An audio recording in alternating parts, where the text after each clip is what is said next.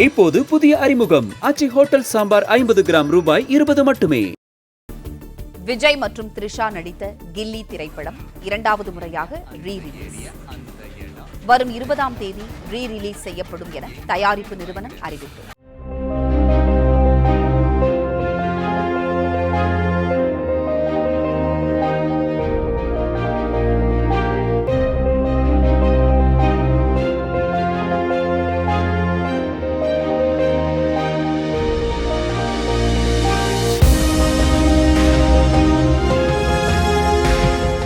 இப்போது புதிய அறிமுகம் ஆச்சி ஹோட்டல் சாம்பார் 50 கிராம் ரூபாய் 20 மட்டுமே.